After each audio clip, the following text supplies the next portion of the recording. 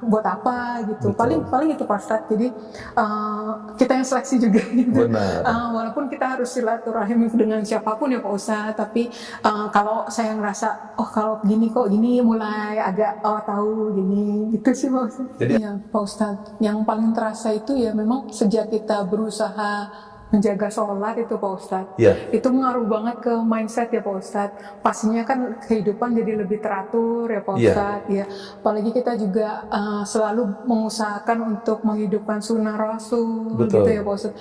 Jadi hal-hal itu sih yang akhirnya membuat paling berasa itu keteraturan, kedisiplinan itu. Masya Allah. Itu yang paling mengubah Pak Ustadz. Alhamdulillah. Yang kedua pastinya itu mindset untuk, kan kita selalu diingatkan untuk mengingat kematian, mengingat surga, akhirat. Itu sih Pak Ustadz yang akhirnya apapun yang kita lakukan, even pekerjaan dunia pun, perkara dunia pun, gimana caranya supaya tetap beribadah, pahala, supaya ini jadi sebaik-baik bekal nanti di akhirat. Gitu, Subhanallah.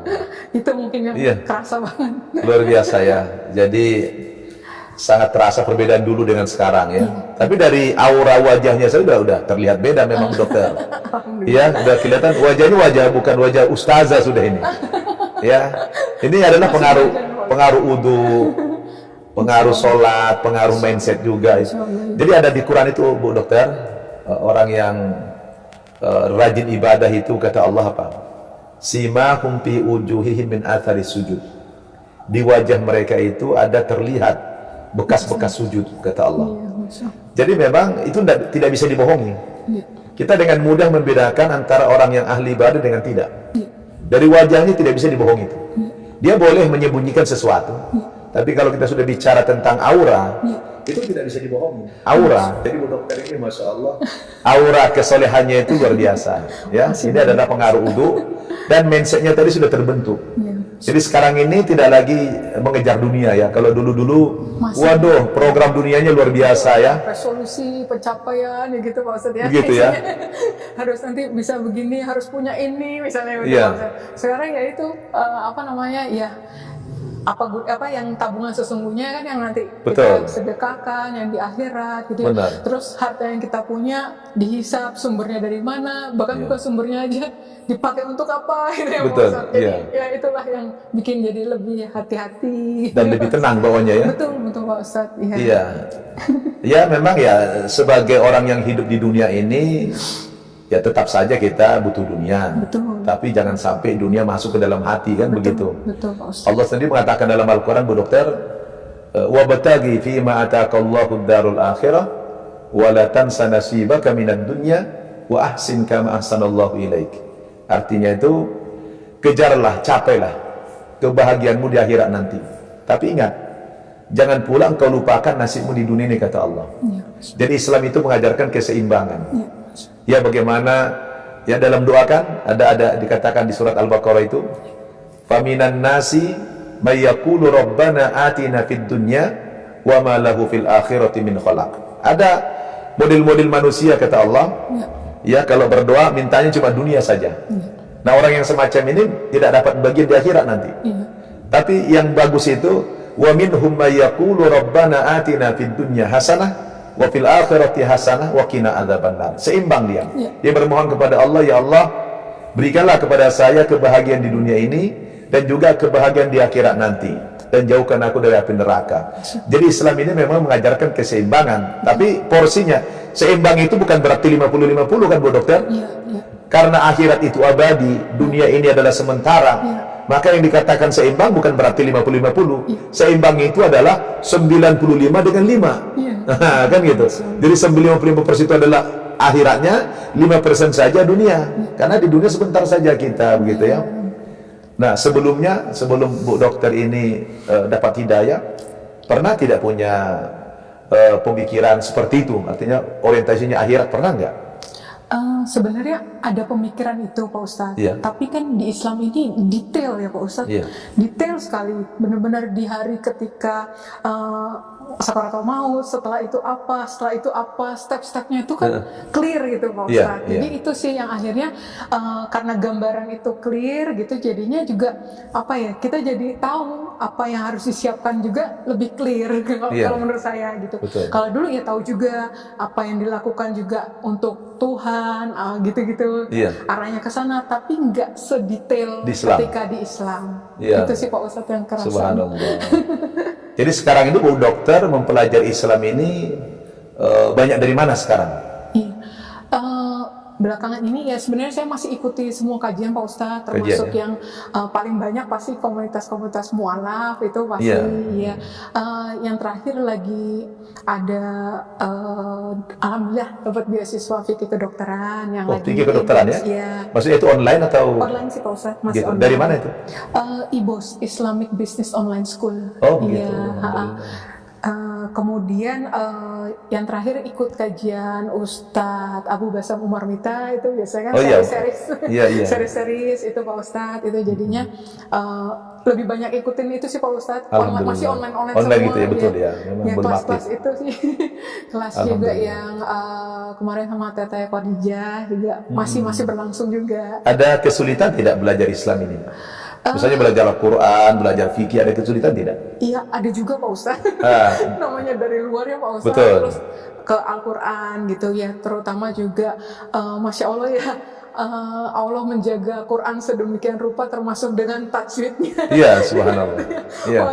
Itu sih yang masih kayaknya lidah tuh belum, yang kalau ngeliat orang kayaknya kok bisa begitu banget ya, kok saya kayak masih dengan usaha banget gitu loh Pak Ustadz. Itu iya. Kemudian ya tadi untuk ini tuh masuk kemana ya? Oh ini masuknya kerangka berpikirnya itu Pak Ustadz ya, lebih ilmunya soal luas banget. Nah ini cocoknya dimasukkan ke kerangka berpikir yang mana ya? Ini yang gimana gitu. Itu Pak Ustadz masih belajar. Jadi memang sekarang kebetulan masanya masih online ya. Tapi memang ya kalau ada waktu Bu Dokter perlu juga memang talaki. Betul. Talaki itu jumpa langsung ustazahnya, membimbing bagaimana baca Al-Quran. Sebenarnya baca Al-Quran itu mudah. Iya. Itu dijamin sama Allah. Betul. Ya, kalau nanti Bu Dokter buka di Al-Quran, nanti di surat Al-Qamar, ada 4 kali diulang-ulang oleh Allah dalam ayat itu, yang ayatnya sama. Betul. Kata Allah apa? Walaqad yassarnal Qur'ana lidzikri fahal min mudzakir. Sungguh telah kami mudahkan Al-Quran itu untuk dipelajari. Mau tidak kamu mengambil pelajaran dari dalam Al-Quran itu, kata Allah. Jadi ini diulang-ulang sama Allah sebagai bentuk jaminan bahwa kalau ada orang mengatakan, Ustadz belajar Al-Quran sulit, tidak.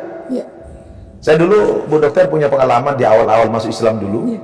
Ya alhamdulillah. Ya memang kita melihat tulisan Arab saja udah ngeri ya. Ya kita ngeri lihat tulisan Arab gitu, enggak pede kita gitu. Tapi setelah kita mulai ya menekuni belajar Al-Quran itu, saya belajar apa dulu ya, huruful hijaiyah dulu, ya kan? Itu alhamdulillah Bu Dokter, saya dulu 1 minggu bisa baca Al-Quran. Masya Allah. Iya. Jadi yang tadinya ngeri gitu melihat melihat tulisan Arab itu, setelah dipelajari mudah sekali. Ya. 1 minggu. 1 minggu saya. Jadi itu yang guru ngajari saya tuh heran. 1 malam saya sudah hafal huruf-huruf hijaiyah itu dari alif sampai ya itu, ya kan? Jadi memang itulah salah satu kemujizatan Al-Quran itu, ya. Jadi kemudian juga belajar fikih hukum Islam itu, memang itu beda. Kalau kita dulu kan bisa dengan belajar sendiri.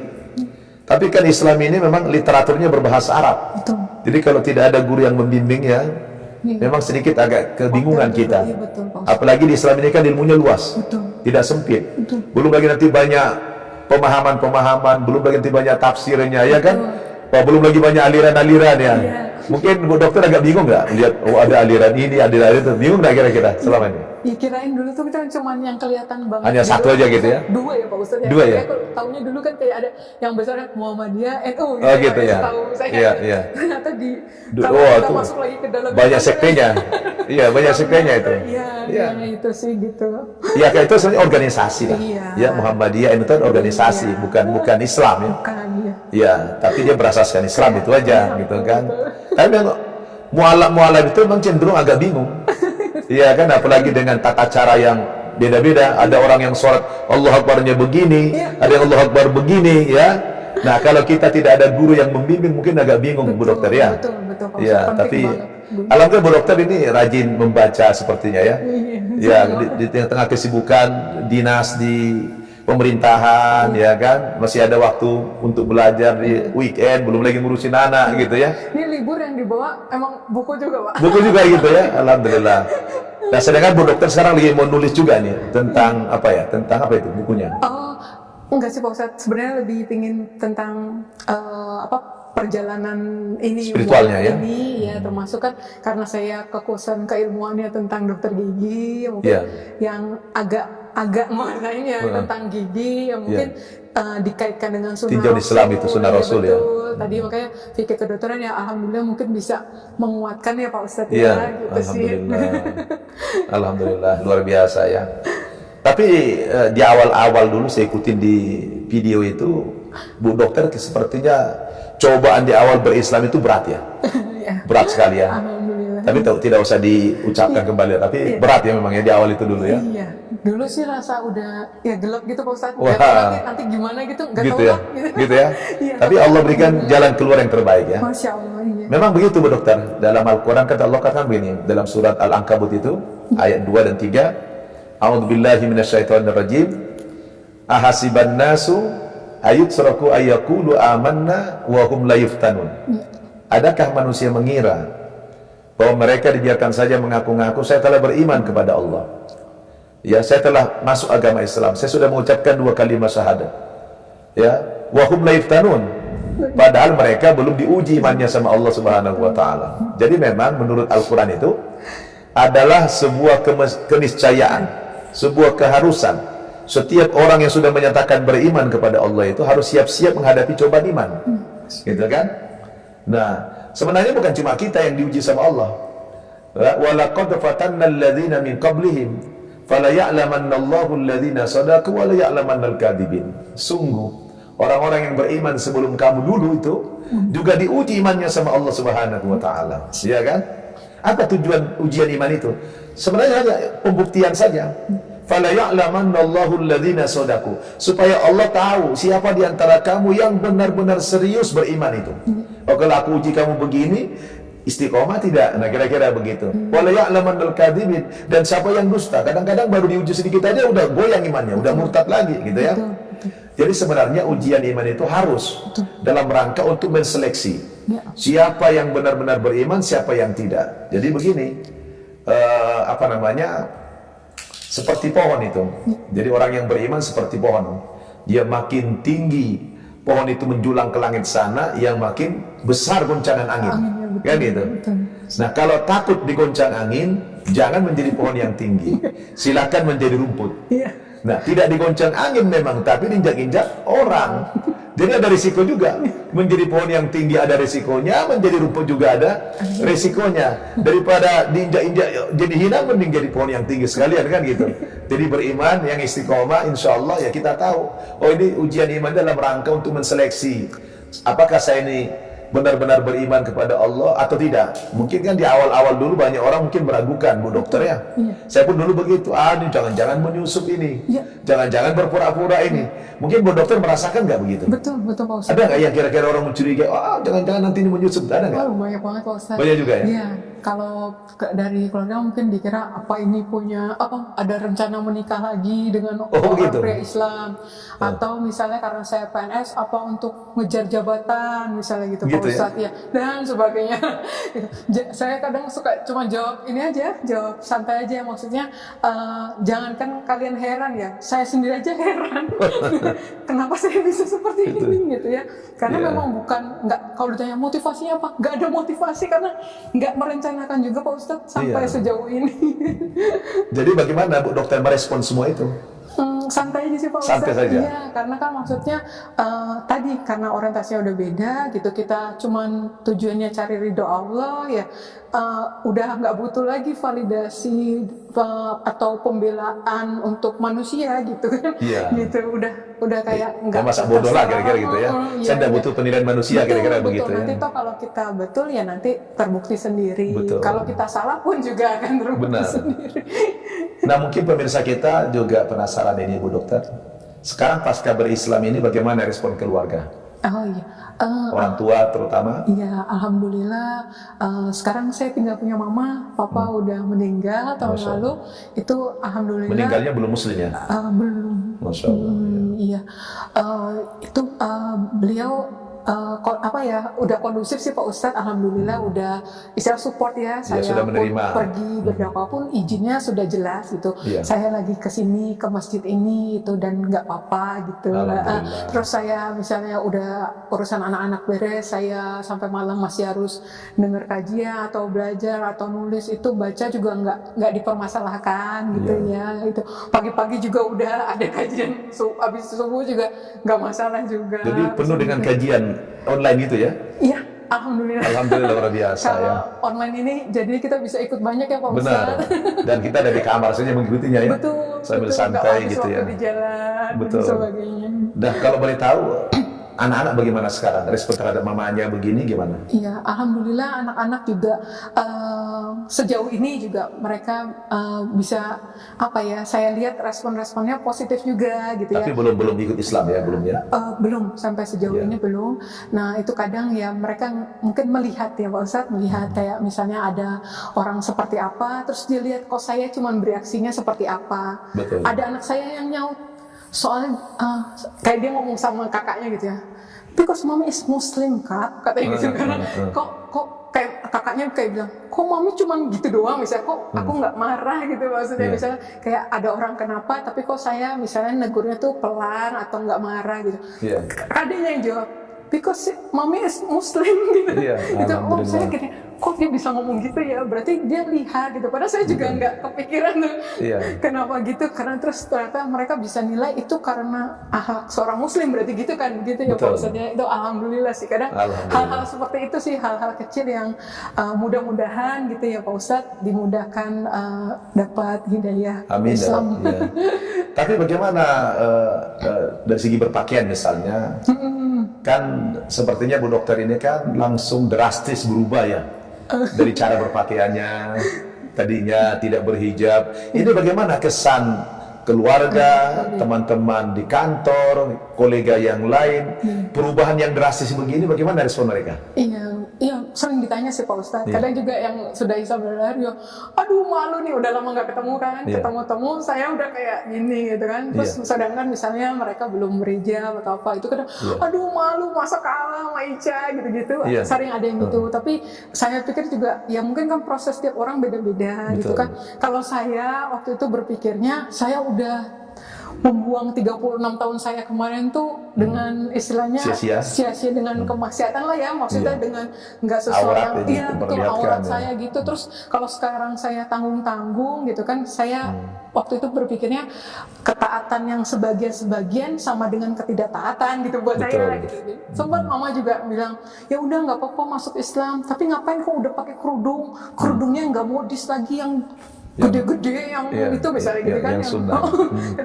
Terus kata saya waktu itu cuma jawab, mama juga sana sih, soalnya saya cuma bisa yang masuk ini mah, nggak bisa yang di model-model. Katanya kok nggak fashionable atau nggak apa gitu. Saya kadang jawab ringannya gitu aja Pak Ustadz gitu kan juga.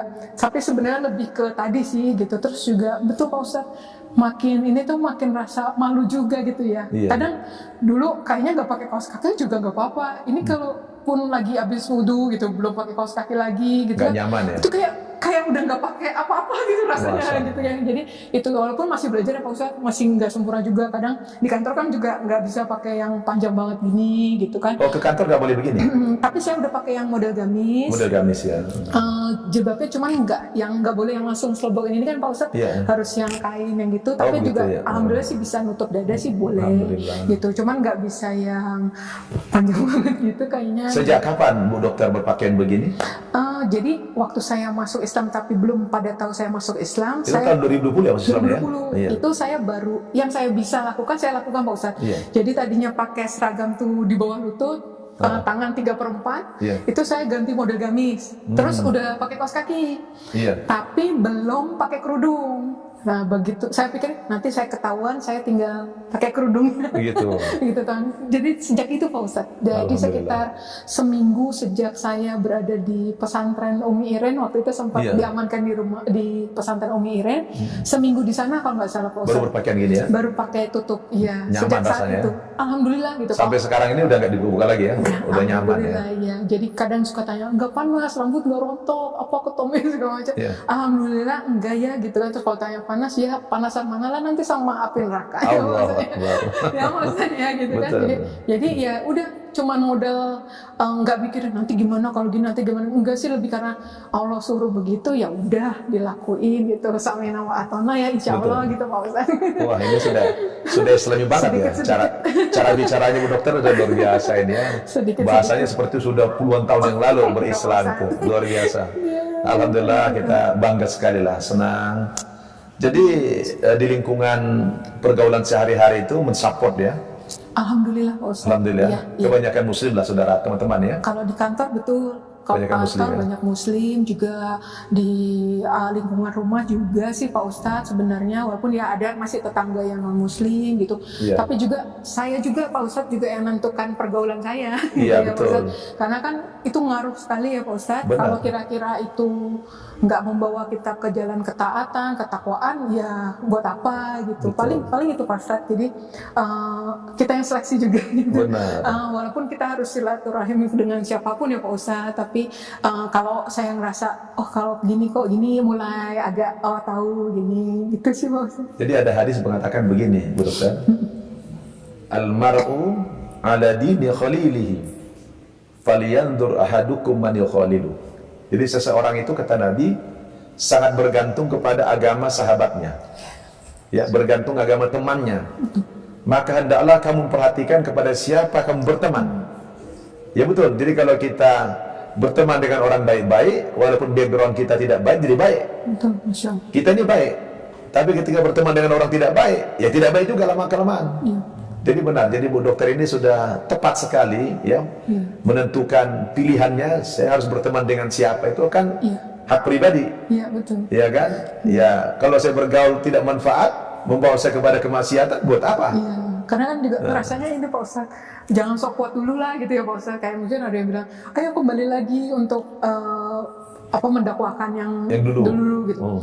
Saya sekarang masih fokus menguatkan akidah saya sendiri dulu gitu. Iya, baru-baru mendakwakan lagi ya. Iya gitu kan, maksudnya ya akidah saya dulu ini yang sebenarnya harus saya kuatkan dulu menurut saya sih Pak Ustadz. Jadi lebih karena sayanya yang merasa mungkin takutnya saya masih lemah dan sebagainya, itu yang saya menjaganya sih Pak Ustadz. Alhamdulillah kalau nanti suatu saat bisa saya yang membawa mereka lagi ya gitu.